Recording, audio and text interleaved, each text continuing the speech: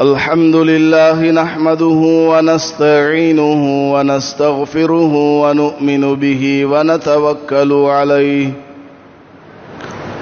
ونعوذ بالله من شرور أنفسنا ومن سيئات أعمالنا من يهده الله فلا مضل له ومن يضلله فلا هادي له ونشهد أن لا إله إلا الله وحده لا شريك له ونشهد أن سيدنا ومولانا محمدا عبده ورسوله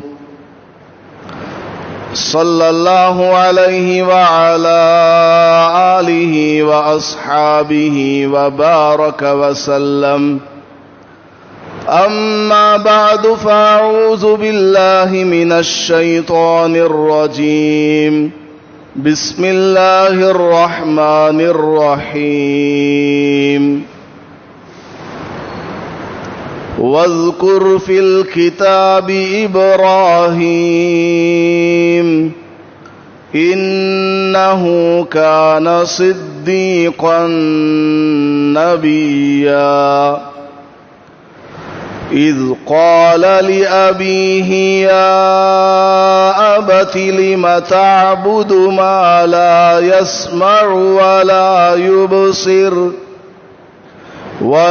يبصر ولا يغني عنك شيئا. بارك الله لنا ولكم في القرآن المجيد والفرقان الحميد. رب اشرح لي صدري ويسر لي أمري واحلل عقدة من لساني يفقه قولي.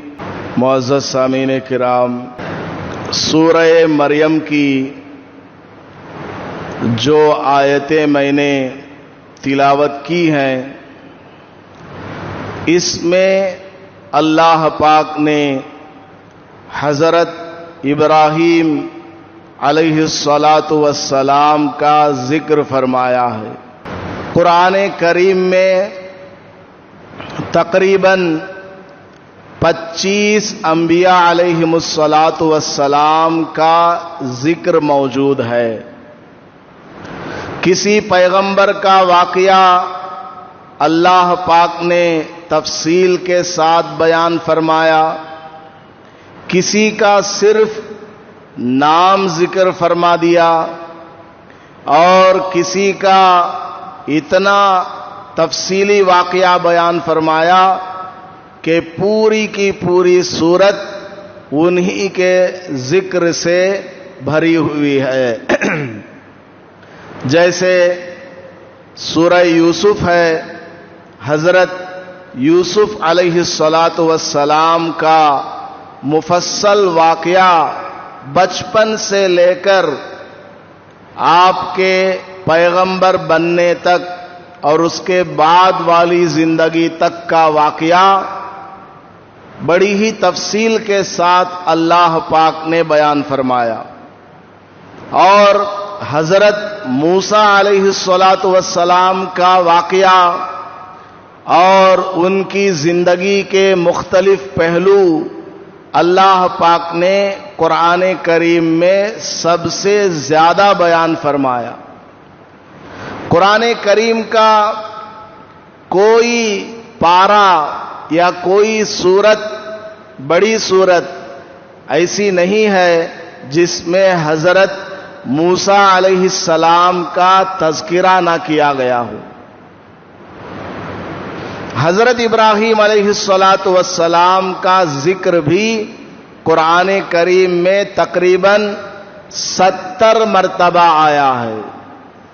70 سے زیادہ مرتبہ حضرت ابراہیم علیہ الصلاۃ والسلام کا ذکر قرآن نے بیان کیا، اور 20 صورتوں میں یا اس سے زیادہ صورتوں میں حضرت ابراہیم علیہ الصلاۃ والسلام کا ذکر موجود ہے. گزشتہ پیغمبروں کے واقعات کو بیان کرنے کا ایک مقصد یہ ہے کہ اللہ پاک حضور صلی اللہ علیہ وسلم کو تسلی دینا چاہتا ہے کہ آپ لوگوں میں وحدانیت کی دعوت، اللہ کو ایک ماننے کی آواز لگانے میں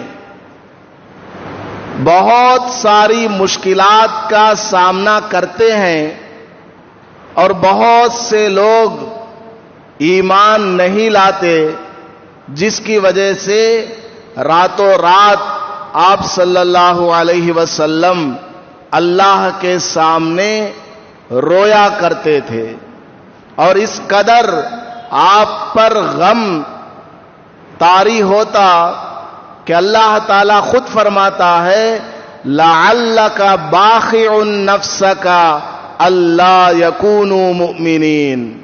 ایسا لگتا ہے کہ آپ لوگوں کے ایمان قبول نہ کرنے کی وجہ سے اپنے آپ ہی کو ہلاک کر ڈالیں گے۔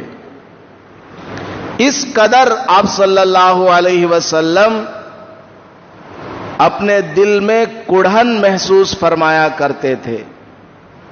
تو اللہ پاک نے قرآن کریم میں مختلف جگہوں میں مختلف پیغمبروں کے مختلف واقعات کو بیان فرمایا تاکہ حضور صلی اللہ علیہ وسلم کو تسلی حاصل ہو کہ لوگ میرے ساتھ جو معاملہ کر رہے ہیں یہی معاملہ گزشتہ پیغمبروں کے ساتھ بھی ہوا ہے، اور ساتھ میں امت کو یہ بتایا جائے کہ تمام انبیاء علیہم الصلاۃ والسلام کا پیغام ایک ہی تھا کہ ایک اللہ کو خدا مانو، اللہ کے سوا کوئی معبود برحق نہیں ہے، بتوں کی پرستش کو چھوڑو، ایک اللہ کی طرف آ جاؤ، وہی تمہارا خالق ہے، وہی تمہارا مالک ہے، وہی تمہیں زندگی دینے والا، موت دینے والا، اور اسی کی عبادت کرو۔ عبادت اگر کی جائے، چاہے وہ نماز کی شکل میں ہو، چاہے قرآن کریم کی تلاوت کی شکل میں ہو، نظر و نیاز کی شکل میں ہو، دعا کی شکل میں ہو، حج، زکوٰۃ، روزے کی شکل میں ہو، صدقہ اور خیرات کی شکل میں ہو، تمام کی تمام عبادتیں اللہ کے لیے ہوں، کسی اور کی شرکت اس میں بالکل جائز نہیں ہے۔ جیسے بعض لوگ کہتے ہیں کہ جج کے پاس پہنچنے کے لیے وکیل سے رابطہ کرنا پڑتا ہے، اس لیے اللہ تک پہنچنے کے لیے فلاں مزار سے رابطہ کرنا پڑے گا، نعوذ باللہ من ذالک، فلاں مزار والوں سے رابطہ کرنا پڑے گا۔ یہ بالکل غلط بات ہے۔ اللہ اور بندے کے درمیان تعلق قائم کرنے کے لیے درمیان میں کسی اور کی کوئی ضرورت نہیں ہے، ڈائریکٹ بندے کا تعلق اللہ سے ہو جاتا ہے۔ آپ عبادت کریں تو سیدھا اللہ کا نام لیں کہ میں یہ عبادت اے اللہ تیرے لیے کر رہا ہوں۔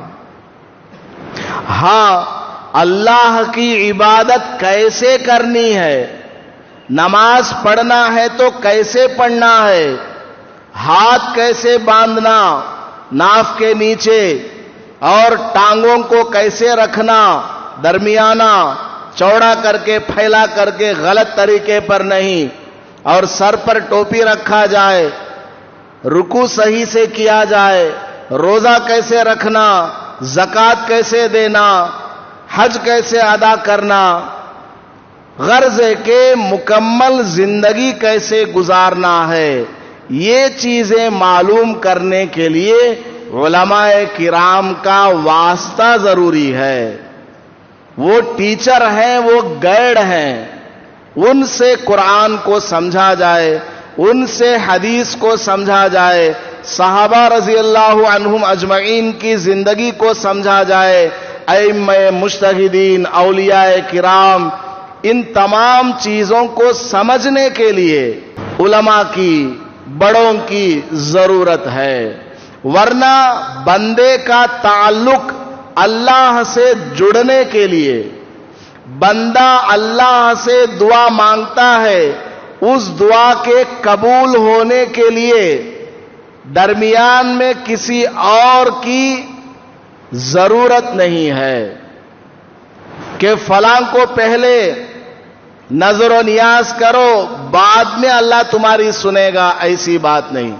ہاں, کسی اللہ والے کا نام لے کر کے دعا کر سکتے ہیں کہ اے اللہ فلاں تیرا مقبول بندہ ہے, اے اللہ میں اس کا واسطہ دے کر کے تجھ سے میں دعا مانگتا ہوں. اے اللہ حضور صلی اللہ علیہ وسلم تیرے چہیتے پیغمبر ہیں, میں ان کا نام لے کر, ان پر درود پڑھ کر, ان کا واسطہ دے کر کے دعا مانگتا ہوں. اے اللہ ان کے صدقے میں, ان کے وسیلے سے میری دعا کو قبول فرما. یہ جائز ہے, بلکہ دعا کی قبولیت میں یہ معین اور مددگار ہے. بہرحال تمام انبیاء علیہم الصلاۃ والسلام کی تعلیم یہی ہے کہ شرک سے اپنے آپ کو پاک رکھو, عبادت اللہ کے سوا کسی کی نہ کرو, ایک اللہ کو خدا مانو, اس کے علاوہ سب کے سب مخلوق ہیں. حضرت ابراہیم علیہ الصلاۃ والسلام کا تذکرہ اللہ پاک نے قرآن کریم میں 70 سے زیادہ مقامات پر کیا ہے. حضرت ابراہیم علیہ الصلاۃ والسلام عراق میں بابل ایک جگہ ہے, نارتن عراق میں, وہاں آج سے تقریباً 4000 سال پہلے پیدا ہوئے. حضرت ابراہیم علیہ الصلاۃ والسلام حضرت نوح علیہ السلام کی اولاد میں سے ہیں. حضرت نوح علیہ السلام کی اولاد میں سے ایک کنعان ہے جو کہ کافر ہوا. قرآن کریم میں سورہ ہود میں اس کا ذکر ہے. اور ایک کا نام یافس ہے, اور ایک کا نام سام ہے, SAAM, سام, سانپ نہیں, سام.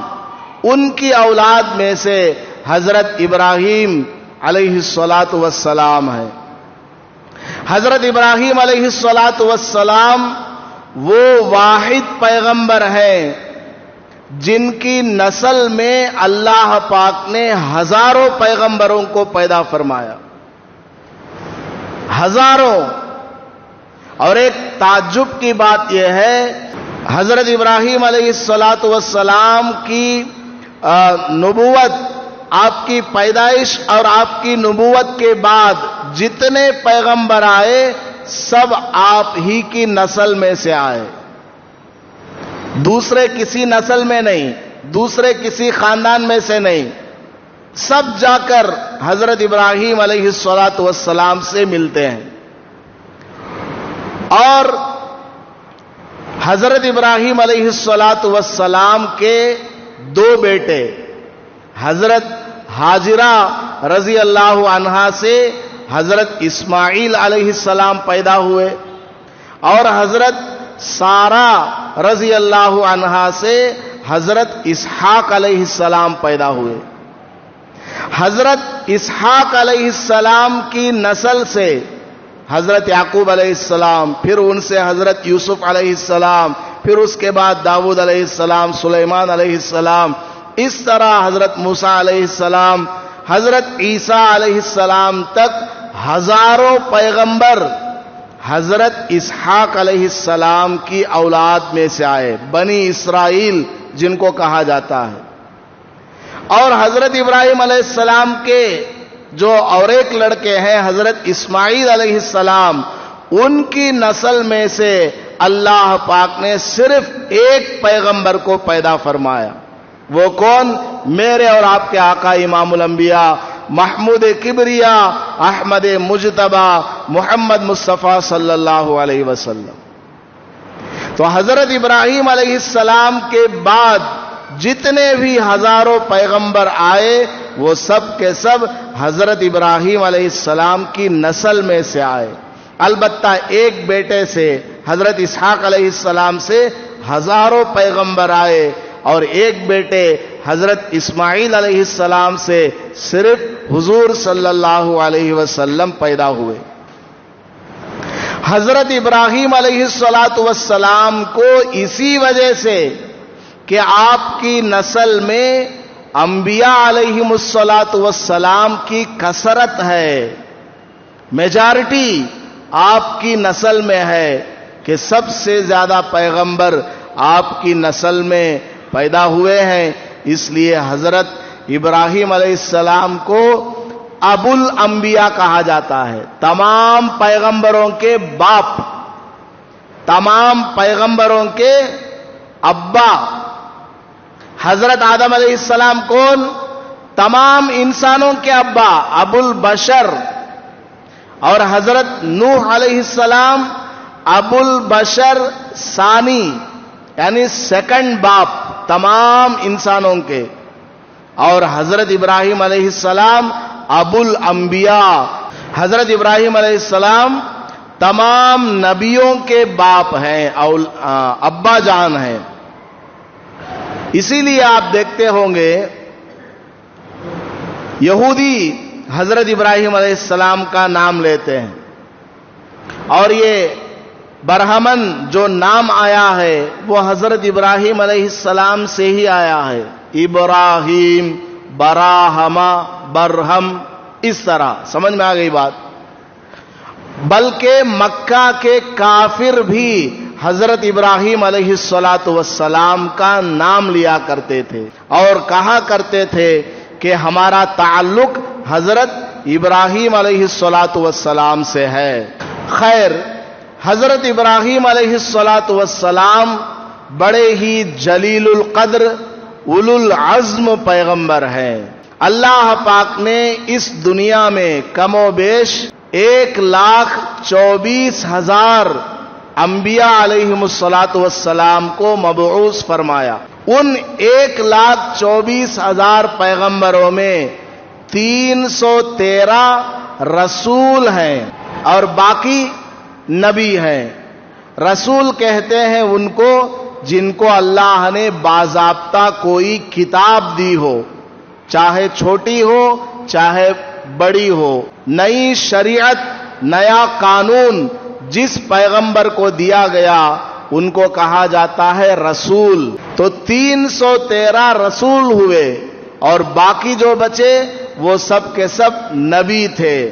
یعنی ان کو باضابطہ کوئی نئی کتاب، نئی شریعت، نیا قانون نہیں دیا گیا، بلکہ ان کو کہہ دیا گیا کہ آپ اپنے سے پہلے جو رسول ہیں ان کو فالو کریں، ان کی بات مان کر کے چلیں بس. اور ان 313 پیغمبروں میں اللہ تبارک و تعالی نے 10 پیغمبروں کو بہت بڑا مقام عطا فرمایا. بڑی بڑی ان کی قربانیاں ہیں. قرآن کریم میں اس کا تذکرہ ہے، احادیث میں اس کا تذکرہ ہے. اور ان 10 پیغمبروں میں بھی 4 اور زیادہ بڑے بڑے پیغمبر ہیں. ان 4 بڑے پیغمبروں میں حضرت ابراہیم علیہ السلام بھی ایک بڑے پیغمبر ہیں. حضرت ابراہیم علیہ السلام، حضرت موسیٰ علیہ السلام، حضرت عیسیٰ علیہ السلام اور حضرت محمد الرسول اللہ صلی اللہ علیہ وسلم، یہ 4 پیغمبر سب میں بڑے ہیں. تو ان 4 میں حضرت ابراہیم علیہ السلام کا نام بھی ہے، اور ان 4 میں سب سے بڑے تو حضرت محمد الرسول اللہ صلی اللہ علیہ وسلم کی ذات ہے. تو حضرت ابراہیم علیہ السلام کا مقام بہت اونچا. حضرت ابراہیم علیہ السلام وہ واحد پیغمبر ہیں جن کو اللہ پاک نے خلیل اللہ کہہ کر کے پکارا. حضرت ابراہیم علیہ السلام کا لقب کیا؟ خلیل. خلیل کا مطلب کیا؟ اللہ کا دوست. اللہ تعالیٰ نے حضرت ابراہیم علیہ السلام کو اپنا دوست بنا لیا. اللہ تعالیٰ نے حضرت ابراہیم علیہ السلام کو اپنا دوست بنا لیا. ایک واقعہ بڑوں سے سنا ہوا ہے، تاریخی واقعہ ہے، احادیث میں اس کا کوئی ذکر نہیں ملتا. حضرت ابراہیم علیہ السلام ایک مرتبہ جنگل میں بکریاں چرا رہے تھے. اچانک آواز آئی، ایک جگہ کوئی آدمی اللہ کی تعریف بیان کر رہا ہے.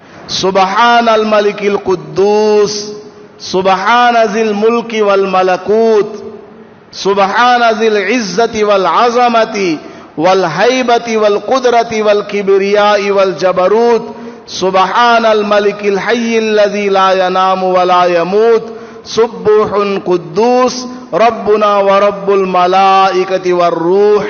یہ اللہ کی تعریف بیان کر رہا ہے. حضرت ابراہیم علیہ السلام نے سنا کہ جنگل میں میرے دوست کی کون تعریف کر رہا ہے.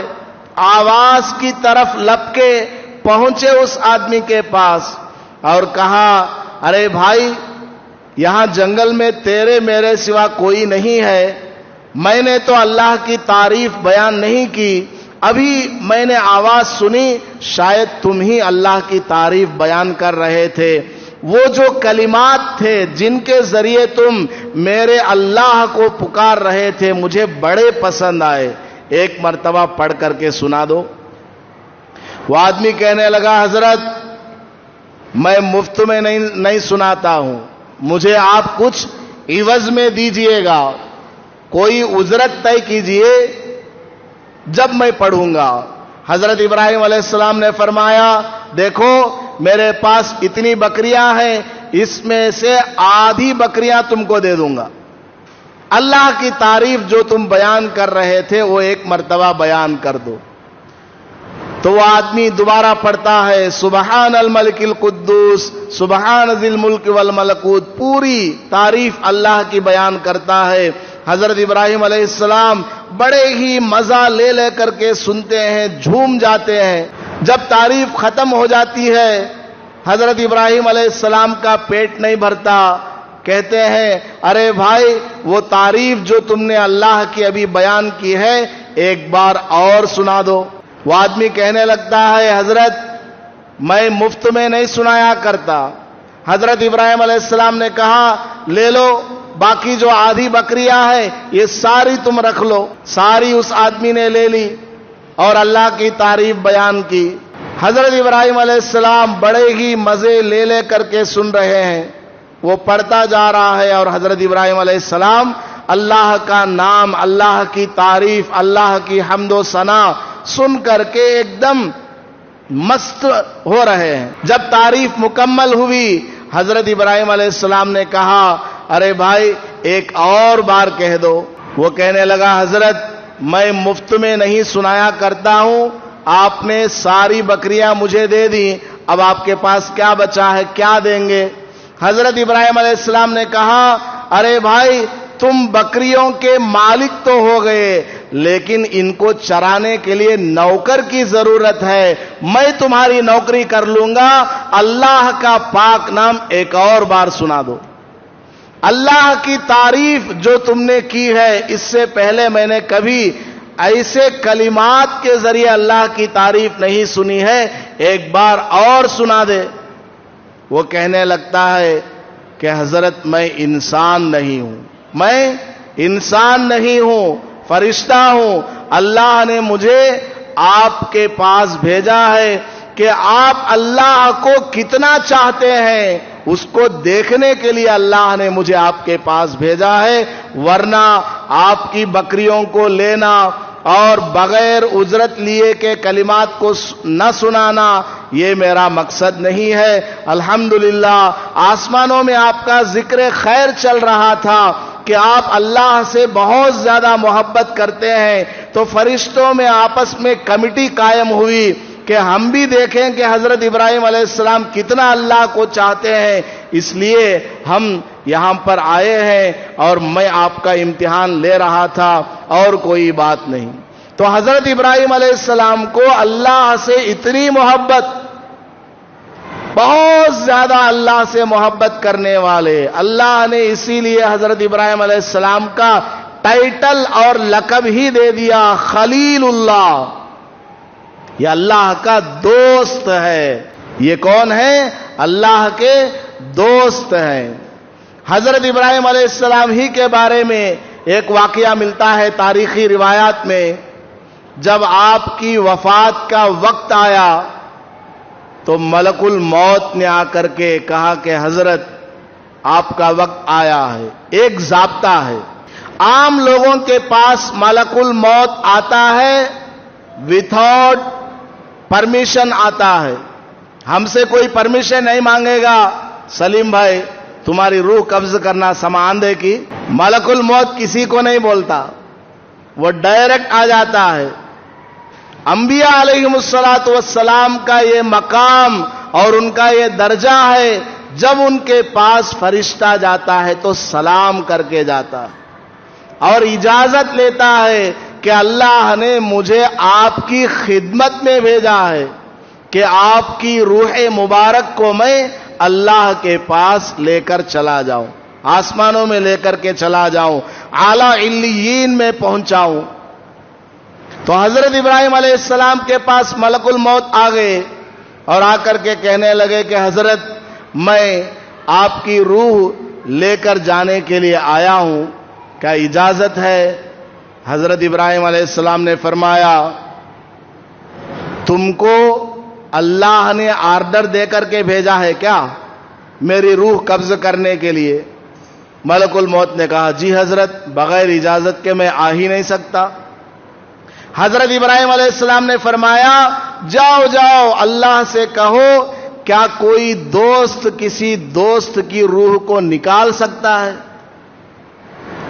کیا کوئی دوست اپنے دوست کی روح کو نکال سکتا ہے؟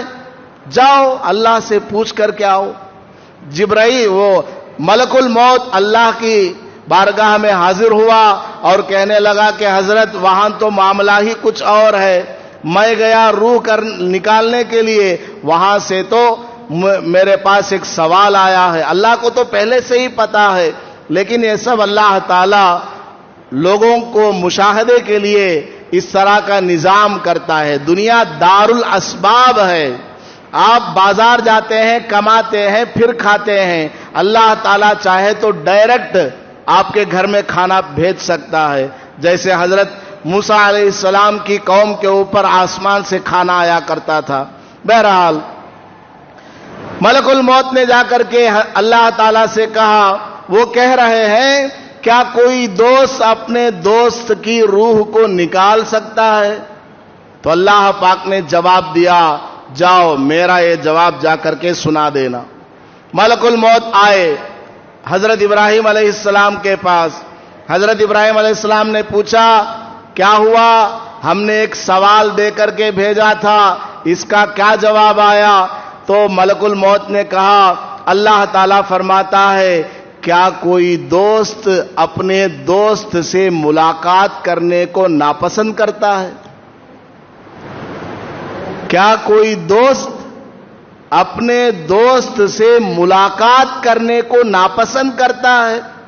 حضرت ابراہیم علیہ السلام نے جیسے ہی سنا ایک وجد سی کیفیت طاری ہو گئی اور کہنے لگے لے لو میری روح قبض کر لو، اب مجھے یہاں دنیا میں نہیں رہنا۔ حضرت ابراہیم علیہ السلام بڑے ہی جلیل القدر پیغمبر، اللہ کے نام پر بڑی بڑی انہوں نے قربانیاں دی۔ حضرت ابراہیم علیہ السلام کے والد صاحب کا نام تاریخ تھا۔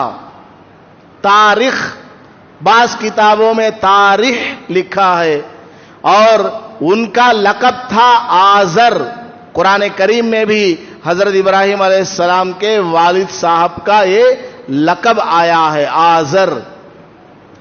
حضرت ابراہیم علیہ السلام کے والد محترم آزر وہ بت پرستی کیا کرتے تھے، بتوں کی بہت زیادہ پرستش کیا کرتے تھے، بلکہ بتوں کو اپنے ہاتھ سے بنایا کرتے تھے. بتوں کو اپنے ہاتھ سے بنا کر کے بازار میں لے جا کر کے بیچتے تھے اور بت خانوں میں ان بتوں کو رکھ کر کے ان کی پوجا کی جاتی تھی. اور حضرت ابراہیم علیہ السلام کے زمانے میں جو لوگ بت کی پوجا کرتے تھے بڑے عجیب و غریب کام وہ کرتے تھے. وہ کام آج بھی جاری ہے.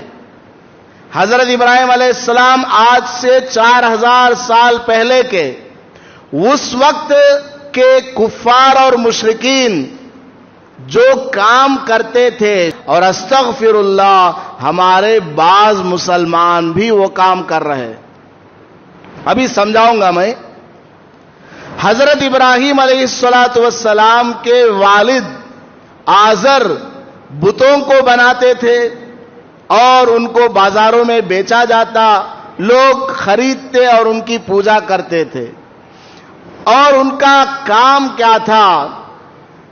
گھر میں جو کوئی کھانا تیار ہوتا، کوئی اچھا پکوان بنتا، اس کو لے جا کر کے بت کے چرنوں میں رکھتے تھے، بت کے سامنے رکھ کر کے آتے تھے اور دروازہ بند کر کے آ گئے. ان کا جو بت خانہ ہوگا اس کو بند کر کے باہر آ گئے.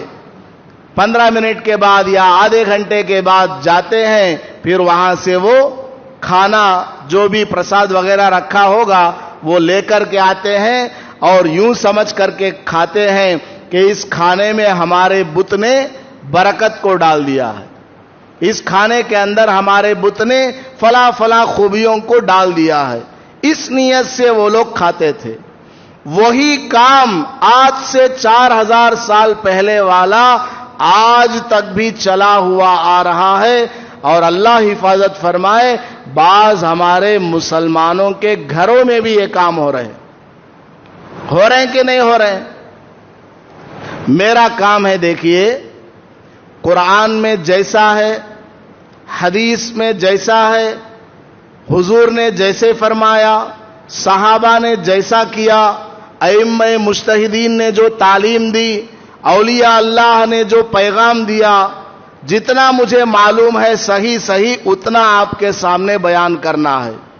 چاہے ان باتوں کو بیان کرنے سے آپ کا دل خوش ہوتا ہو یا آپ کو تکلیف ہوتی ہو، میرا کام ہے کہ آپ کے سامنے صحیح کیا غلط کیا بیان کروں. جیسے ڈاکٹر ہے، اس کا کام کیا ہے؟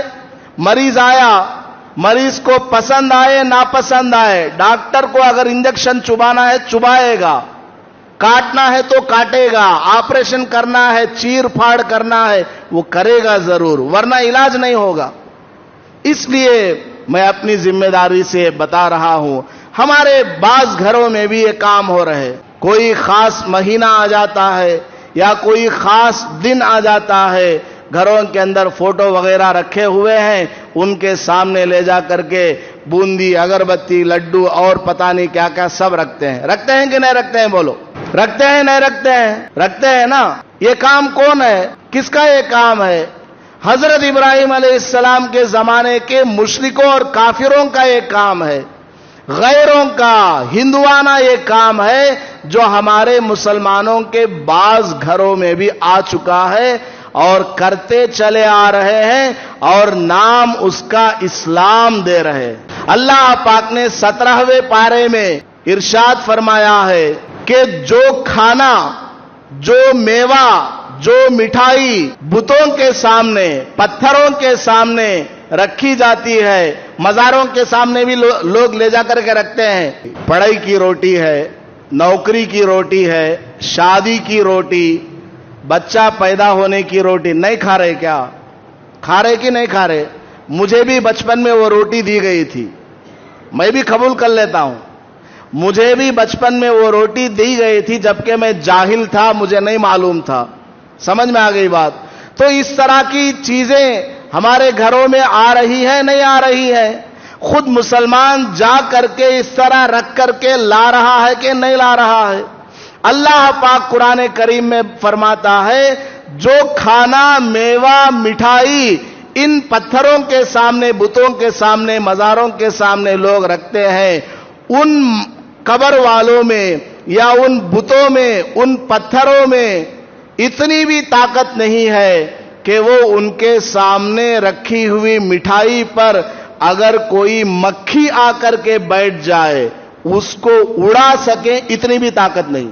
مکھی اگر اپنے منہ میں اس مٹھائی سے وہ مائکروسکوپ لگا کر کے دیکھیں گے تب جا کر کے چھوٹا سا لقمہ مکھی کا نظر آئے گا، اتنا چھوٹا لقمہ بھی یہ بت اس مکھی سے چھین نہیں سکتے، اتنی بھی طاقت ان میں نہیں ہے. سب کچھ کرنے والی ذات ایک اللہ کی ہے. تو کافروں والا یہ کام، مشرکوں والا یہ کام ہمارے بعض گھروں میں ہو رہا ہے، اس سے توبہ اور استغفار کرنے کی ضرورت ہے. مزاروں کے پاس ضرور جائیں، اولیاء اللہ کی مزاروں کی زیارت ضرور کریں، کوئی منع نہیں ہے. وہاں جا کر کے سورہ فاتحہ پڑھے، سورہ یاسین پڑھے، پورا قرآن پڑھے، کوئی منع نہیں ہے. اور اللہ سے دعا مانگے کہ اے اللہ یہ ہمارے ولی اللہ ہیں، ہمیں بھی ان جیسا بنا دے، ہمیں بھی ان جیسا عاشق رسول بنا دے، ہمیں بھی ان جیسا سنتوں کی پیروی کرنے والا بنا دے، ہمیں بھی ان جیسا اللہ والا بنا دے. بالکل جائز ہے، غلط نہیں ہے. لیکن قبر والوں سے منت ماننا کہ ہماری اولاد نہیں ہو رہی ہے کہ حضرت آپ ہمیں اولاد دے دو، آپ ہماری فلاں حاجت روائی کر دو، مشکل کشائی کر دو، یہ بالکل ناجائز ہے، شرک ہے. خیر یہ ایک درمیان میں بات آ گئی تو میں نے سمجھا دیا. اصل واقعہ چل رہا تھا حضرت ابراہیم علیہ السلام کا کہ ان کے والد بتوں کو بنایا کرتے تھے اور بتوں کو بازاروں میں بیچا جاتا تھا اور لوگ ان بتوں سے مختلف قسم کے عقائد، نظر و نیاز وغیرہ رکھا کرتے تھے. انشاءاللہ باقی واقعہ حضرت ابراہیم علیہ السلام کی سیرت سے متعلق آگے بیان کیا جائے گا. اللہ پاک ہمیں قرآن کریم میں بیان کردہ پیغمبروں کے واقعات کو پڑھنے کی اور ان میں جو ہمارے لیے سبق ہے اس سبق کو حاصل کرنے کی توفیق عطا فرمائے. آمین. وآخر دعوانا ان الحمدللہ رب العالمین. ویڈیو کے نیچے سبسکرائب کے بٹن پہ کلک کریں، بیل کے آئیکن پہ کلک کیجئے تاکہ ہر نئی ویڈیو کی نوٹیفیکیشن آپ کو مل جائے.